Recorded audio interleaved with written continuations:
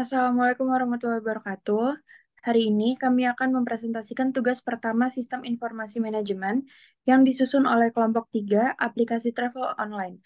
Yang kami angkat adalah akses by KAI. Selanjutnya, perkenalan anggota kelompok.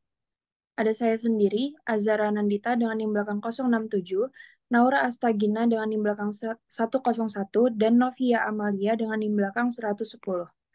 Selanjutnya, materi akan dibuka oleh Novia. Pendahuluan. Dalam era digital yang terus berkembang, perusahaan terkemuka semakin mengandalkan teknologi informasi untuk mendukung operasi dan mempertahankan posisi di pasar. Penting untuk menganalisis aplikasi yang digunakan oleh perusahaan untuk memahami cara mendukung keunggulan kompetitif dan strategi etika yang diterapkan. PT Kereta Api Indonesia merupakan perusahaan milik negara. Dalam menghadapi tuntutan konsumen yang meningkat, PT KAI telah mengintegrasikan teknologi untuk meningkatkan efisiensi dan mempertahankan integritas dalam persaingan yang ketat. Teknologi canggih memberikan keunggulan kompetitif melalui otomatisasi bisnis dan layanan pelanggan online. Keberhasilan PT KAI juga tergantung pada etika dan privasi, dengan fokus pada keamanan data, transparansi, dan kepatuhan pada regulasi privasi. Dalam esai, dalam esai ini akan menganalisis aplikasi PT KAI dengan membahas bagaimana sih mendukung keunggulan kompetitif perusahaan dan strategi yang diperlukan untuk menjaga etika sistem dengan menganalisis ini. Penulis atau pembaca dapat memahami dampak teknologi pada PT KAI dan mempertimbangkan tantangan serta peluang di era digital yang terus berkembang.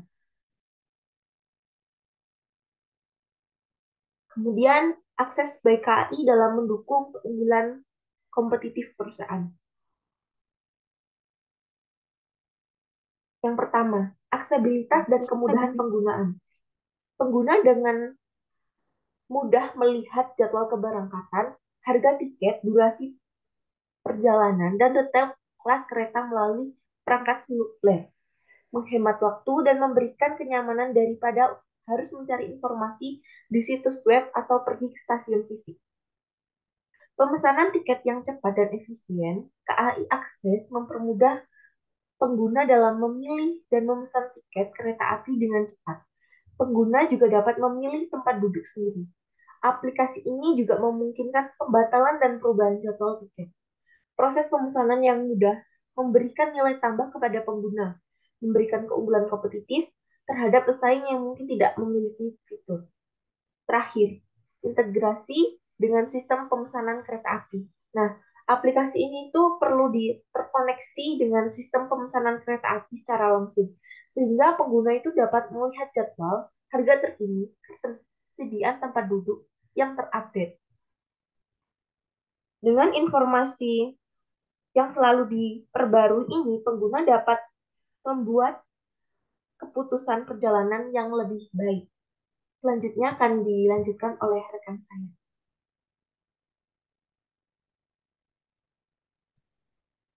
Selanjutnya ada layanan pembeda dengan aplikasi lain. KAI Akses memiliki fitur unik yang bisa menjadi keunggulan kompetitif.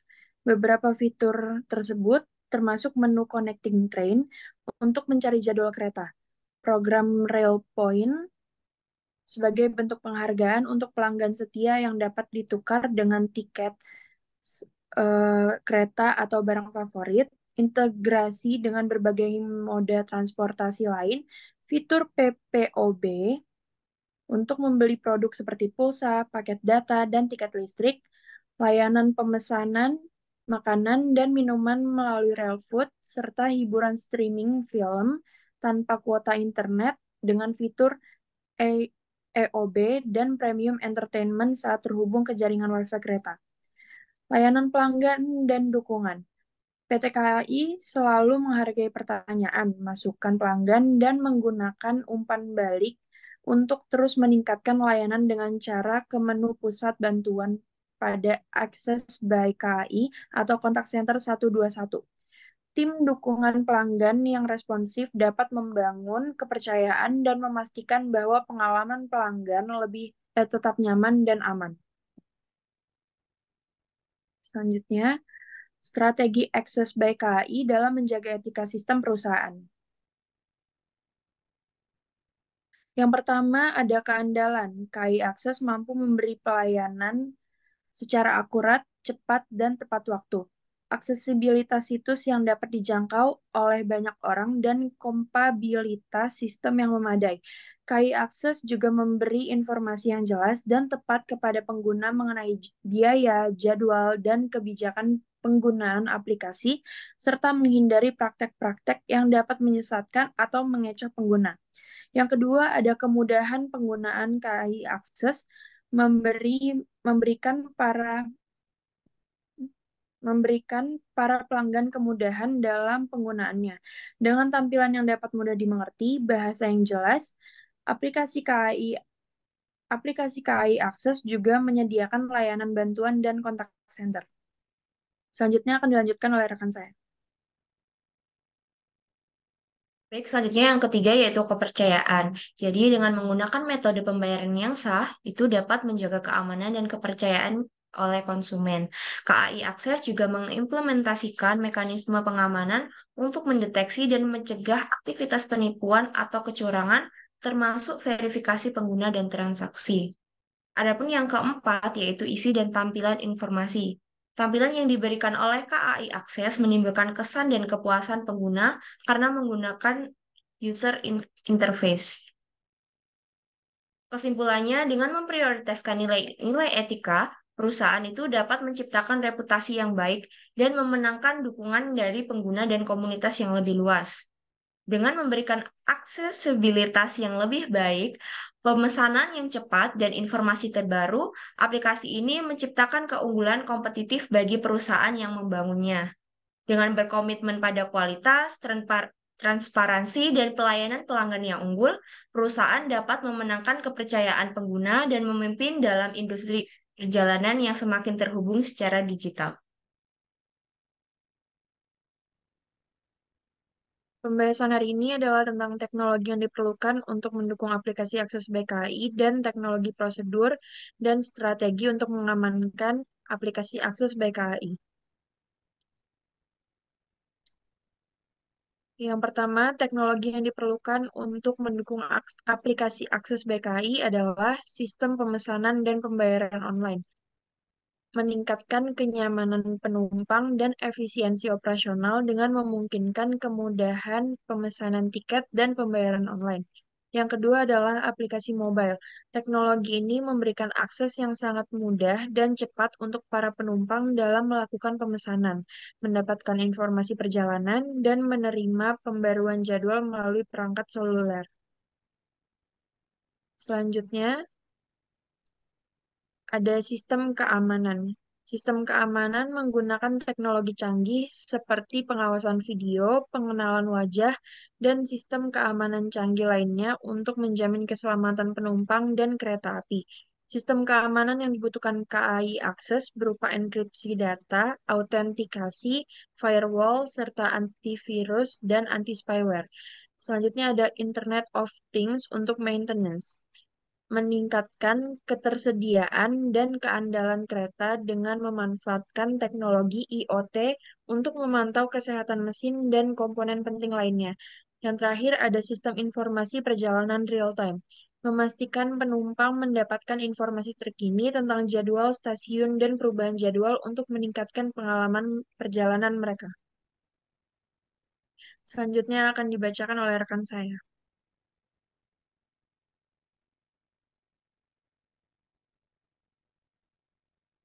Selanjutnya yaitu teknologi, strategi, dan prosedur.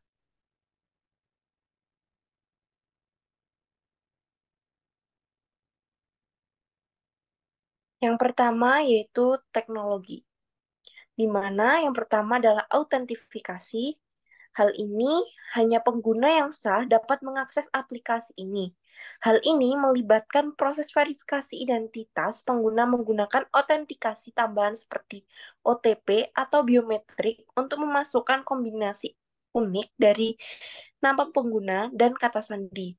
Selain itu, Juga bisa menggunakan verifikasi dua faktor atau 2FA atau multifaktor MFA dengan cara kode verifikasi yang akan dikirim melalui SMS maupun email.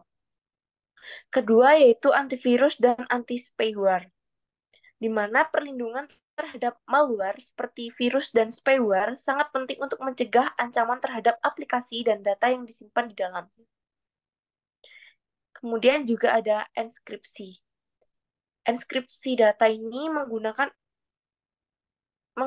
enskripsi dapat membantu melindungi data yang ditransmisi antara pengguna dan server. Hal ini memastikan bahwa jika data dicuri akan disadap, tidak dapat dibaca tanpa kunci enskripsi yang sesuai. Kemudian ada firewall, di mana firewall ini teknologi yang digunakan untuk menyediakan perlindungan terhadap berbagai jenis serangan yang dapat ditujukan pada aplikasi, termasuk serangan aplikasi web dan ancaman keamanan lainnya. Firewall juga membantu dalam pengelolaan hak akses pengguna, memastikan bahwa setiap pengguna memiliki izin yang sesuai dengan aktivitas.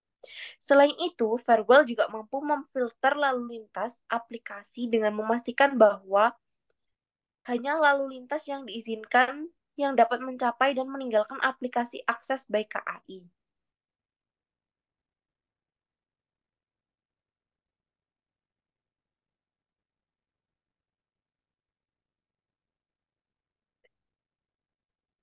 Selanjutnya yaitu prosedur.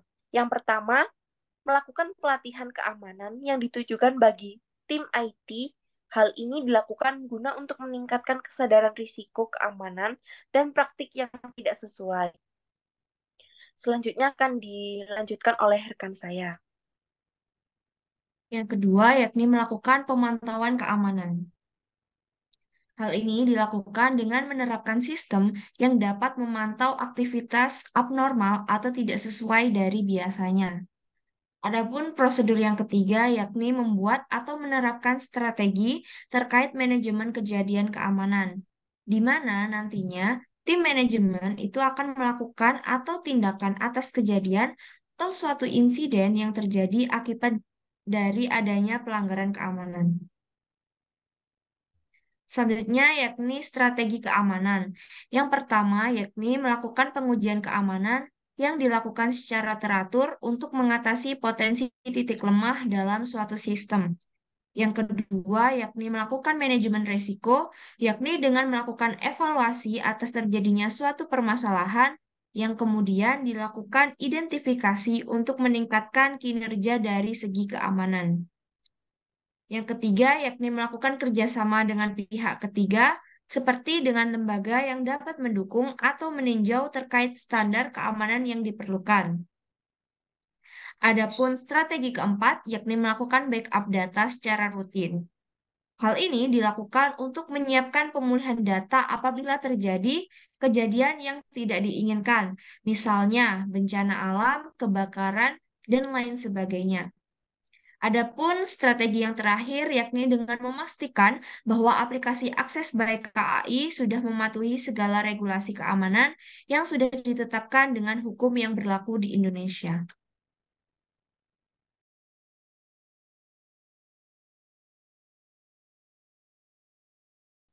Tugas ketiga.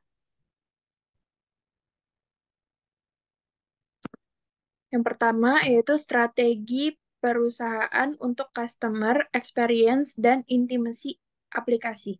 Yang pertama itu pemahaman mendalam tentang pelanggan.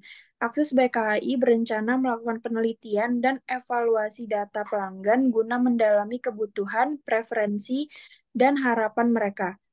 Selain itu, perusahaan akan mengidentifikasi segmen pelanggan dan menciptakan profil pelanggan atau personas sebagai panduan dalam merancang strategi pengembangan. Selanjutnya ada pengembangan aplikasi yang ramah pengguna.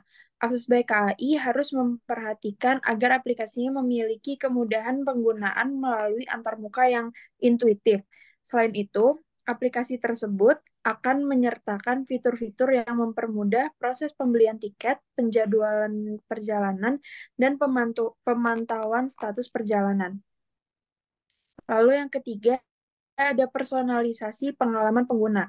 Akses by KAI menggunakan data pelanggan untuk menyajikan konten yang relevan dan penawaran khusus. Setelah itu memberikan penawaran opsi personalisasi seperti preferensi tempat duduk atau makanan selama perjalanan. Lalu selanjutnya ada notifikasi real time.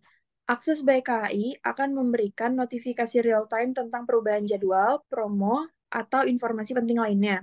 Selanjutnya ada layanan pelanggan yang responsif. Akses by KAI akan melakukan peningkatan layanan pelanggan melalui chat online, telepon, dan email, serta mengimplementasikan chatbot untuk memberikan jawaban cepat terhadap pertanyaan umum dan menyediakan bantuan 24/7. Lalu yang terakhir ada inovasi teknologi. Asus BKI menerapkan teknologi terkini seperti kecerdasan badan untuk meningkatkan pengalaman pelanggan. Setelah itu, Asus BKI akan menggunakan analisis data untuk memahami tren dan memperbaiki layanan berdasarkan umpan balik pelanggan.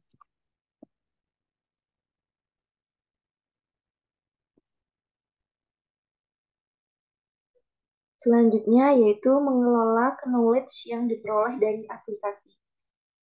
Pertama, data collection, di mana data collection ini mengelola data collection dengan mengumpulkan data pengguna seperti preferensi perjalanan, tujuan jadwal perjalanan, dan umpan balik pelanggan terhadap aplikasi akses by KAI. Data ini berasal dari aktivitas pengguna aplikasi akses by KAI. Kedua, ada data analisis, di mana data analis ini mengelola knowledge berdasarkan teknik analisis data, tujuannya untuk memahami tren, pola, dan preferensi pengguna aplikasi akses BKI. Hal ini meliputi analisis statistik, analisis prediktif, dan teknik machine learning, di mana hal tersebut untuk memahami data pengguna lebih dalam. Kemudian, segmentasi pengguna. Segmentasi pengguna ini mengelola data collection dengan mengumpulkan data pengguna seperti preferensi perjalanan tujuan, jadwal perjalanan, dan umpan balik pengguna terhadap aplikasi akses BKAI. Kemudian data ini berasal dari aktivitas pengguna aplikasi akses BKAI. Selanjutnya ada personalisasi, di mana personalisasi ini memanfaatkan data yang diperoleh untuk menyajikan rekomendasi yang lebih personal dan relevan kepada pengguna aplikasi akses BKI. Hal tersebut berupa rencana perjalanan yang disesuaikan, penawaran khusus, dan bisa berupa informasi terkait destinasi atau lokasi tujuan yang sering diminati atau sering dikunjungi oleh pengguna aplikasi akses BKI. Kemudian ada peningkatan pengalaman pengguna. Pada peningkatan pengalaman pengguna ini menggunakan pengetahuan yang diperoleh untuk terus meningkatkan pengalaman pengguna, di mana hal ini berupa peningkatan pada layanan, penyesuaian fitur pada aplikasi, dan penyedia informasi yang lebih akurat dan berguna bagi pengguna aplikasi akses BKI. Kemudian ada kebijakan privasi dan keamanan data. Nah, kebijakan privasi dan keamanan data ini untuk memastikan data yang diperoleh dapat dikelola dengan aman dan sesuai dengan kebijakan privasi yang berlaku untuk menjaga kepercayaan pengguna terhadap aplikasi akses BKAI. Terakhir, ada pengembangan produk, di mana pengembangan produk ini digunakan untuk mengembangkan fitur-fitur baru dan memperbaiki fitur lama serta kesalahan atau bug agar aplikasi akses BKI lebih sesuai dengan kebutuhan pengguna. Selanjutnya akan dijelaskan oleh rekan saya. Selanjutnya yaitu penggunaan informasi untuk meningkatkan pengambilan keputusan. Yang pertama adalah data pemesanan tiket.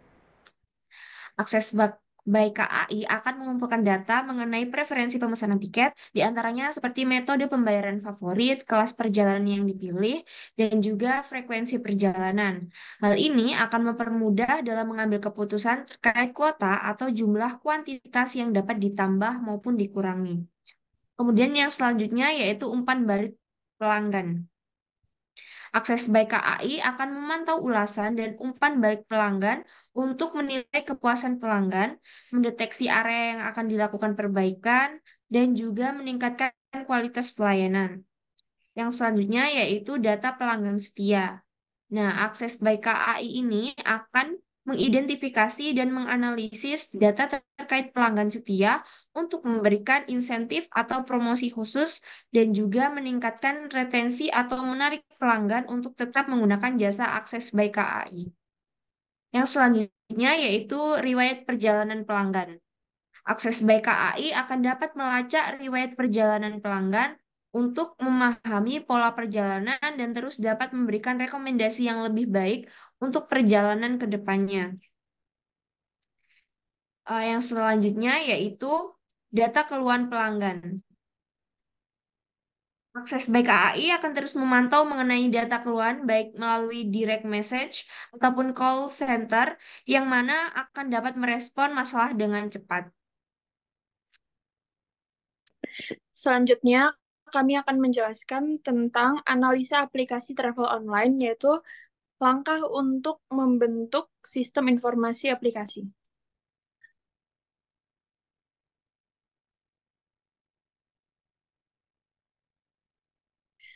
Terbentuknya sistem informasi aplikasi KAI tidak hanya merupakan langkah efisiensi operasional, namun juga merupakan wujud komitmen perusahaan PT KAI dalam memberikan pelayanan yang lebih baik kepada penumpang dan pemangku kepentingan lainnya. Proses ini melibatkan serangkaian langkah mulai dari analisis persyaratan hingga implementasi dan memerlukan kolaborasi erat antara pengembang, pengguna, dan pemangku kepentingan. Oleh karena itu, pembahasan langkah-langkah pembentukan sistem informasi aplikasi KAI tidak hanya sekedar eksplorasi teknologi, namun juga merupakan cerminan upaya menjawab tantangan dan peluang yang ada dalam penyediaan layanan transportasi yang modern. Beberapa langkah yang harus dilakukan untuk membentuk sistem informasi. Yang pertama, analisis kebutuhan. Pada langkah ini, Akses by KAI melakukan identifikasi kebutuhan pengguna dan stakeholder seperti penumpang, staf KAI, serta manajemen. Kedua, ada perencanaan. Akses by KAI akan menentukan lingkup proyek dengan jelas, termasuk fitur-fitur utama yang harus disertakan, kemudian melakukan perencanaan anggaran, sumber daya, dan jadwal proyek. Yang ketiga, ada desain sistem. Akses by KAI akan merancang arsitektur sistem, termasuk database antarmuka pengguna, dan komponen utama lainnya. Pada langkah ini digunakan untuk memastikan keamanan sistem dan kepatuhan terhadap regulasi.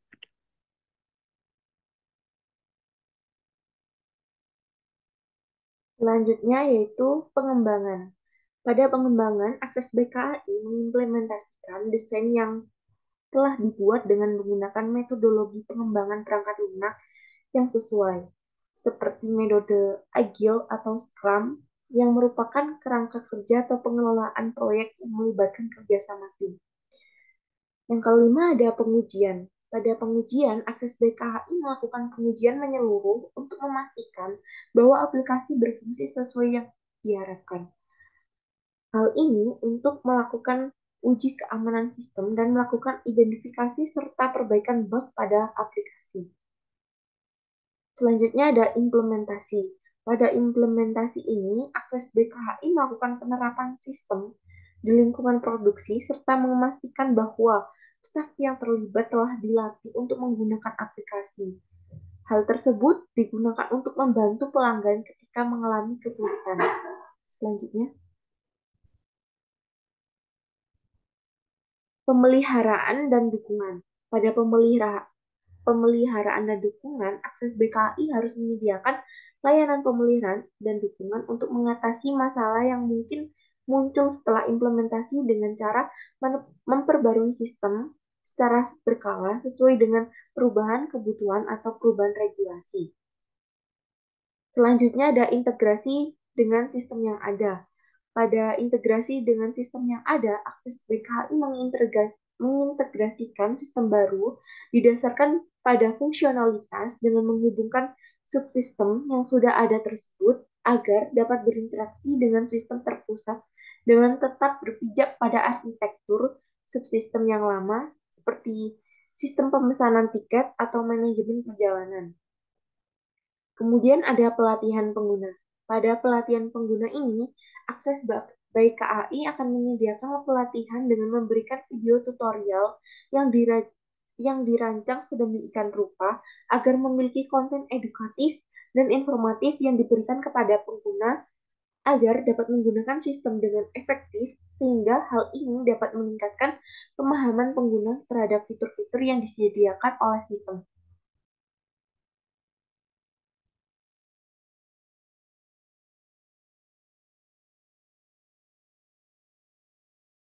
Selanjutnya yang ke-10 yaitu evaluasi dan pembaruan. Akses by KAI itu selalu melakukan evaluasi berkala terhadap kinerja sistem dengan mendapatkan umpan balik dari pengguna yang mana dapat bermanfaat.